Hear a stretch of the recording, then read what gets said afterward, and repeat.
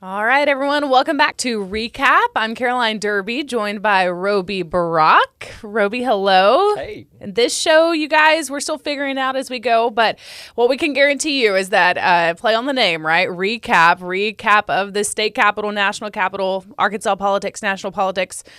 A little bit of everything, Roby. Whatever Roby and I want to talk Capital about. letters, too. We can recap capital letters as well. We can do that for sure. But lots going on. Roby, you mentioned it a little bit earlier. You took some notes on the week. So it was a busy week. Yeah, there was a lot. too. And I mean, some of it was just news of the week, you know, the things that come out on a daily basis. And some was, I thought, there was some very newsy things from some interviews that we have carried forth in the last week. I've got I did an interview with Janet Mann, the new DHS secretary, last week on Capitol View, and I think some things that came out of that interview were fairly newsy. And then I've got an interview with Congressman Steve Womack that's out today, and it's pretty newsy too because Congress is about to go back into session. But I ask you, on the state level, what was the most important political news story of the week?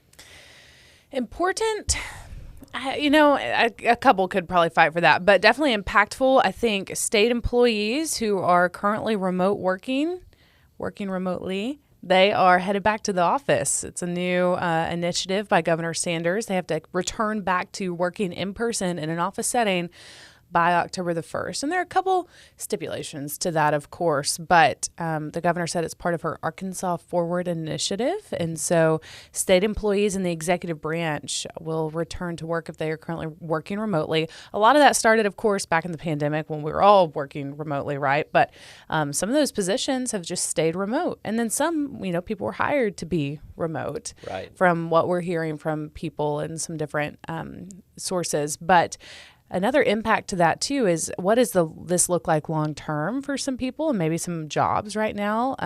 We talked to some people anonymously who told us, they live in Fayetteville or Jonesboro now because they were thinking that they were remote work, and now their offices are in Little Rock. And so how does that kind of work out? What does that future look like for them, and what does it look like for, I guess, the broader executive branch of state employees, too? Well, I wish I could work remotely more. So, during the pandemic, I actually filmed the TV show because I'm a contract employee here, so I'm not like a full-time employee, and I wasn't allowed into the TV station. They weren't letting anybody in that wasn't, and even then they were still being pretty strict about who could even come in. I filmed the TV show on an iPhone in my game room at my house. How crazy is that? And it looked fine. I mean, but that's how far it's come. It was kind of pre-Zoom, and then we started doing Zoom on some stuff. Zoom wasn't as big back then, but I feel for those workers, particularly the ones that have moved and, kind of relocated their life. But I think this was inevitable that it was going to come to an end at some point in time. Right. I do think that the workforce has been reshaped by the fact that you can do your job remotely. I was talking with somebody yesterday in a remote part of Arkansas that wants to get a school-based health clinic going in a town, and the only way they can do it is through telehealth. They can't have an in-person, they can't financially make an in-person clinic work, but they can make a telehealth clinic work. And so I think some of that's just going to be the new reality. We'll see if state government adapts to it. It sounds like right now they're going to try not to. So I wonder how much of this too, and this is just opinion, I wonder how much of it too is just making a statement to kind of push back on, folks that didn't have the same attitude about COVID and its potential health risks and things like that. Yeah. So some of it's a return to normalcy, but I think some of it's a political statement at the same time. I do agree with that. And another aspect that she announced yesterday, Governor Sanders, is the Infant at Work program too. So for parents, you can bring your baby to work. I believe it's 4 weeks old to 6 months old. You can bring your baby with you to work. I know that was a new state law. So. Yeah, and the two of us, we are at the Capitol quite often, and one of the things that we do see a few times, or at least on my end, are a lot of babies over there, and that's something that they piloted that program in Governor Sanders' office, and now it's expanded through state employees too. Yeah, I think that'll be pretty popular. Yeah. I mean, I know when I talk to several people that had questions about it when the bill was being debated, or, I might be at a civic club talking to a group of people and they would, kind of express their viewpoints on some things. That was a pretty popular one. That was not one that I felt there was a lot of pushback on for that one at all. I think there's been an attitude change as generations have advanced that it's all right to have to be more bonded with your child in that respect. So that's good. There we go. All right, I go with another story of the week that I think it kind of came out piecemeal fashion, but we have some new entrants in the race for the U.S. Senate. So Hallie Schaffner announced a few weeks ago that she was going to challenge Tom Cotton. You have now this week the announcement of James Russ Russell, who ran for governor in 2022, is going to run for the U.S. Senate for the Democratic nomination. Ethan Dunbar is the mayor of Louisville. Okay.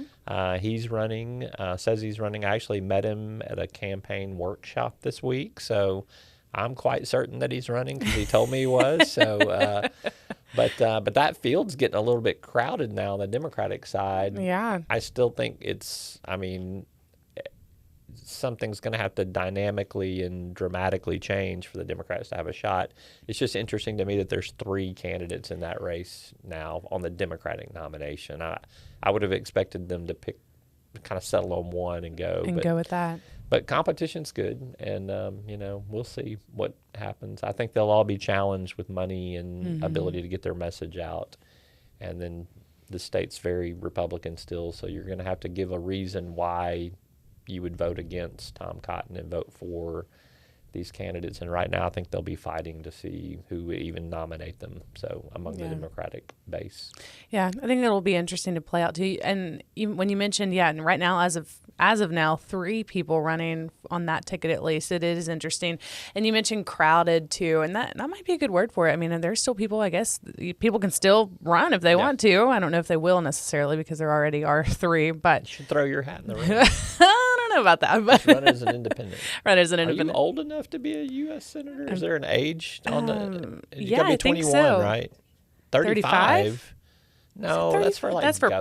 No, it's not for governor because you get a president, right? Yeah, 35. For president? Yeah, I'm not going to ask you your age. That's an unfair question. So it's okay. I'm old enough to run for Senate, but I'm not going to. So.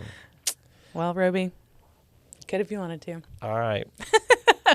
But you'd mentioned something earlier about telehealth and someone wanting to do a telehealth program. That's the only way that they were able to maybe do that program in that area. And that kind of made me think about something that happened earlier this week. And that is the final phase, if you will, of this broadband expansion. And one of the impacts that this has, so broadband, and when I say broadband, I mean, high-speed internet, I think, is a way of just saying that. There are many places in Arkansas that still don't have access to high-speed internet. And so I went out to the community of Keogh this week and talked to some people who were using, I guess, maybe an older form of internet. I'm not exactly sure, not high-speed. And so they're in the area that this BEAD program, which is like broadband expansion access deployment, maybe something along those lines, might be right. A+. Thank you. And talked to some people about, getting high-speed internet, what it means for them. And when I was talking to Glenn Howie, director of, I guess, the broadband office here in Arkansas, one of the things that he mentioned that he's excited about is that he believes it's going to change lives. And even when it comes to things like telehealth, some people not having internet or having that ability to get online or having high-speed internet can impact health too. So there are different areas of that. But final phase of, I guess, a 5-year, maybe 4 or 5 year now. Yeah. It started back when Governor Hutchinson was in office, but it was a push from the federal level. But none of our delegates voted. None of them voted for it. So it was the final phase. I think the money that's come out in this latest BEAD funding round was from the Infrastructure and Jobs Investment Act that President Biden pushed for. And but look, they'll take the advantages of having $1 billion into the rural community and for the expansion of broadband. I think it's important too, just for, not just for telehealth, but I mean for other forms of work. I mean, if you want to live somewhere that's more isolated and you need to be able to send files, you need to be able to Zoom, you need to be able to have that kind of dialogue. I'm talking about in private business because obviously at the state level you're going back to work in an office somewhere. But that's very, very important. So some folks may or may not know, I have recently acquired a newspaper in England, Arkansas, which is 4 miles from Keogh. So, Yeah. and we have high-speed internet at our office. So, I mean, I'm literally able to send video files to this TV station from England, Arkansas, probably a little bit faster than from my broadband in Little Rock, Arkansas, out in wow. West Little Rock. It's pretty honking internet speed. So Okay, England. I'm There we impressed. go. So there's value in that. So, and I see a lot of folks that want to stop the demise and the decline of these small rural towns. And the internet is high-speed internet is a huge component of having that in your toolbox for business. Yeah. So, They have a pretty interesting interactive map on their website where you can go and see different addresses across the state, and they're color coded, and they have a whole system. But there are a lot of places, more than I thought, that are without high-speed internet right now. So I think it will be interesting to see the impacts in the next couple of years. I think construction on that is supposed to start in early 2026, and then I think they have a goal end date of 2 to 3 years of trying to get that all hashed out and across the state. But for people that might not know too, there's a couple of different types of quote-unquote high-speed internet or high-speed broadband. Fiber in the ground is typically viewed as the most reliable and the fastest, but it is also the most expensive. And then you have satellite. Elon Musk has a company that actually provides satellite high-speed broadband, and you probably see some litigation from him over some of these contracts. Maybe not in Arkansas, but certainly nationally. And then there's some sort of, I don't understand this other one. It's a little bit more of a relay service. It's like you project it to a water tower, and then the water tower can help put broadband in these areas. Okay. So for rural parts of the state, there have been some big debates, but everybody prefers fiber in the ground if they can get it, because it is more reliable, but it is more expensive too. So, and this is expensive.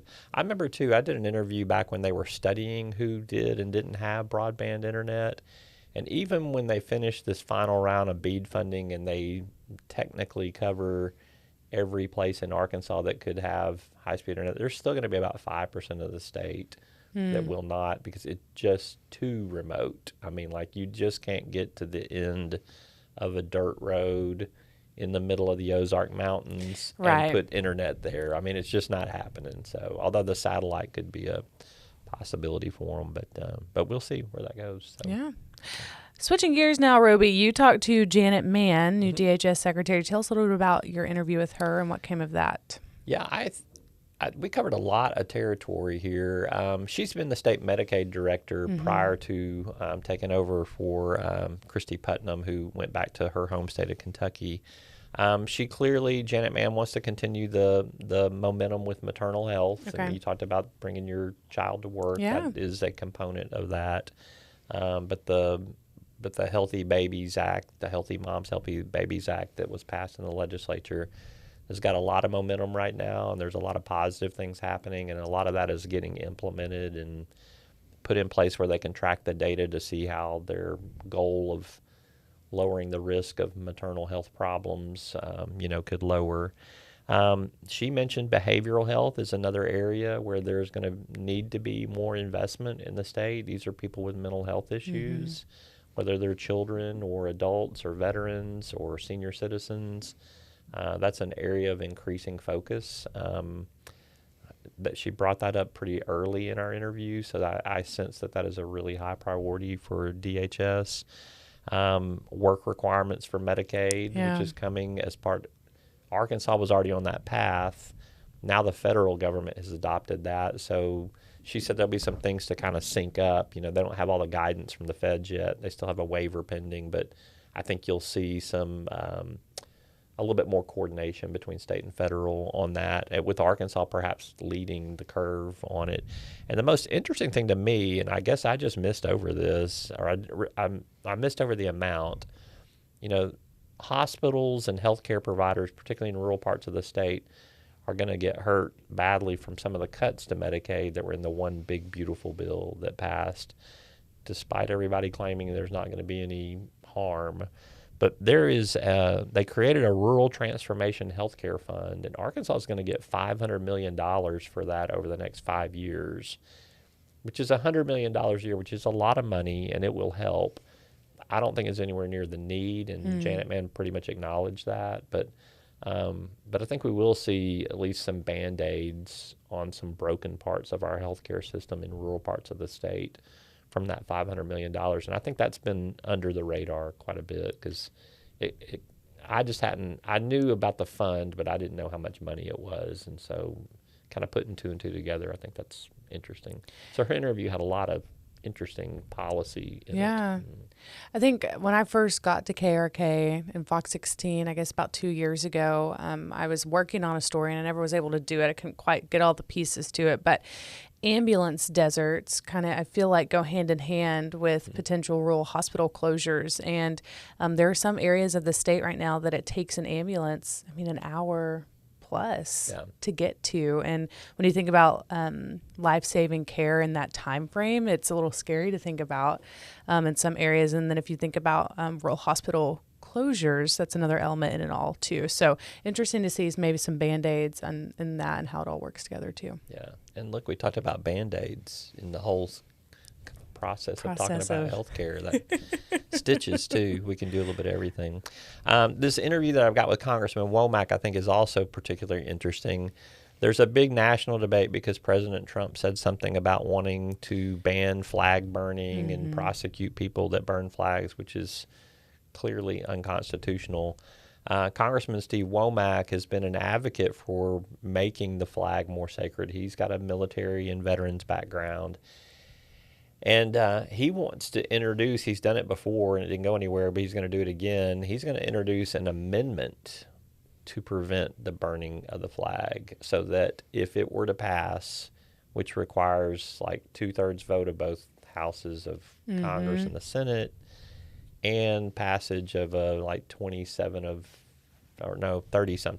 of 50 states. It's a pretty big threshold, and it would take years for it to happen. I don't see it happening, but he wants Congress to have the power to write laws under the premise of the amendment. So he don't want to write a law to ban flag burning. He wants to write an amendment and get it passed so that Congress can write laws to say when and when you can't. So that slippery slope, a lot of free speech issues there. He will not be successful, I predict, but I think he's running for re-election and he's got challengers, and this will be a pretty hot topic with some of his Republican Party base. So, but I think he truly believes in it too. I don't think he's doing it for pure political reasons. I think it is something he cares pretty passionately about. So, so that's in there as well. But we talked about the redistricting battles that are going on at the state level, and he had some interesting thoughts on that. He's not a big polarization guy, and he thinks this is very polarizing, and it's just almost going to be like an arms race, a nuclear arms race. I got more nuclear missiles than you do. Well, then I'm going to make more, and then I'm going to make, and all these countries have nuclear weapons, and so now everybody could kill everybody, basically. And he thinks that redistricting is going to be that way. This state takes 5 Republican seats, and this state takes 5 Democratic seats, and then this state's going to take 5 Democratic seats, and this one's going to take 3 Republican. He said, I just don't know where the end of that's going to be. And at the end of the day, he feels like it's going to make Congress more polarized than it already is, and I think he laments that that's going to be the fate, because he tends to be more of a problem solver and likes to work in the middle a little bit more. So the redistricting battle, I think it's a good way to put it. Redistricting battle, I think, is something that we'll see continue to play out for a while too. But that's a great point that he's making, though. When does it end? I don't know. I don't know if there is an ending to it. You couldn't squeeze any more seats out of Arkansas, right? So you're not going to see this play out here in our state, but you definitely, you're going to see it in some states like New York and Illinois and California and Texas, and I predict Florida. Maybe Ohio would be another state where you might see something where there's just a really large number of elected officials that you could gerrymander some stuff to get that. One other thing from his interview that I thought was particularly interesting too, he's obviously been traveling his district a lot during the recess, he has heard from a lot of businesses about the impact of tariffs on their companies, and it's been mostly negative. And he just said these tariffs that the president has imposed are way too broad and not targeted enough. He said they can be good when they're targeted, but these have been way too broad, and he's just heard too much negativity on it. I don't know what he will do other than communicate to the White House, you're being too broad. And the White House has the ability to make exceptions. Like they can single out a business or an industry and say the tariffs don't apply here. So there's kind of that, the president has the power to do that. So I wouldn't be surprised to see some Arkansas businesses benefit from Congressman Womack asking the White House to say, we need exceptions for this business or this industry. It could happen. So it's really interesting, which is too. Terrible policy, to be honest with, from my point of view. It's picking and choosing, and you got to know someone to know someone, and I just don't think that's great policy. But. Yeah. Interesting, though, that he is kind of openly saying this is negatively impacting being a Republican and in the way that things are so polarized right now in a way. But as you mentioned, he's not big on polarization when it goes back to redistricting. So interesting notes from him. He's probably not big on businesses in his district being impacted negatively either, and he's probably hearing a lot from that. I mean, that's your livelihood, you know, that's the economy, and that's tends to be issue number one for a lot of elected officials like that. Yeah. Yeah. Well, switching gears to something that I covered extensively last fall, and that is the Pope County Casino debacle. Yeah. And it feels like it's been going on for years, and I guess it really has been going on for years now. But, brief synopsis, and there is so much to it, and I don't want to get anything wrong, but, Arkansas has a certain number of casino licenses. We have Oaklawn, we have Southland Casino, we have Pine Bluff, Saracen. Pope County has an available license to use. One at the beginning, it went to Gulfside Casino. Now something happened, Roby. Then this battle began with Cherokee Nation, and it's what is the name of the casino? I can't think of it. There's Legends? Yep. Specifically, but I guess Cherokee Nation Entertainment is over that. And then an amendment got on our ballots last November. Essentially, and it was one of the most confusing, I think, amendments out there. It was. Some people were like, if I'm voting yes, am I voting for this? Or if I vote no, what does yes and no mean? And that explanation of all that, I think some people are still confused out there, myself included. Sometimes I'm like, what does this mean? But did you vote the right way? You don't know, do you? We don't know. Yeah, no, maybe. No. But anyway, all that to say, and Roby, you may have to help me out, but this amendment that was voted on essentially scraps it and lets the people in Pope County decide if they want a casino or not themselves. And I think that's a big issue, too, when you go back to that amendment in general, is that a lot of people across the state were voting on what's happening in Pope County. A lot of people in Pope County were upset that the entire state got to vote on it, but then some were happy because it ended up the way that they wanted it to end up. So It's all over the place. It's interesting. When it was originally passed, Pope County voted against it. Like, we don't want the casino here. The amendment that passed to remove the casino license from Pope County actually failed in Pope County. So it's like the tide has turned in terms of public opinion. Like, no, we want to keep it, but then the state voted against it. So it just strange politics and all of that. The judge's ruling, though, I think it's Price Marshall from the Eastern District of Arkansas, was basically said that you can still try to get a casino license in Pope County. You just have to get it on the ballot and get it approved by the majority of people. So he ruled against the Cherokee Nation's appeal of the decision on this. So for now, there will not be a casino in Pope County, as was voted on in that election cycle, upheld by the judge. If there's going to ever be a casino in Pope County, it will have to be passed by, I think because of the new law, it'll have to get passed locally and then be passed by the state. So it's not happening is the bottom line. And if it has long road ahead, the road of this Pope County casino debate continues on. Yeah. Do you have big Labor Day plans? Yes, actually.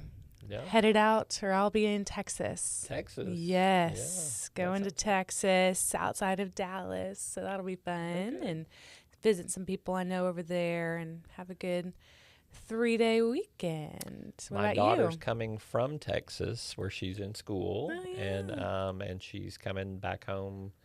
I would say to visit her parents, but I think she's coming back home to visit friends and her boyfriend, and probably go to the lake, with some friends. And so I'm like, I hope I see her. I hope you do Hey, too. Hey, hey, are you Still gonna leave here? your car here? Why? All right. And when are you coming back? And then you're leaving back for okay. Well, it's good to see you. I'm sure I'll get a meal with her at some point in time. I hope you do. But I I've hope got, you do. parents' weekend and dad's weekend coming Oh, up this fall. fun. So Yeah. we'll do all that stuff. Where's So she in school? she's at TCU. Okay. So, yeah. Oh, well, She good. says she's a frog for life, whatever that means. Oh, wow. So I'm like, Leaving her Arkansas roots. she'll be back. She's got way too much Razorback red in her blood. I'm I was not about to worried say, about it, did so. you raise her as a TCU fan No. or an Oh, Arkansas my fan? gosh, no. Please take that insult back. So I think she just likes the school. She likes the degree she's pursuing. She had some friends down there, and it was just Fort Worth's a cool town. Oh, yeah. I really like it a lot. I think it's great, so too. I don't know that much about it, so I've been exploring it, and the few times I've been down there, I've really enjoyed seeing it. It's 100% different than Dallas. Crazy different than Dallas. So I like it. And their steak, which is cool too. So really good steak. A lot of good steakhouses. I think we're supposed to go try one out in Fort Worth.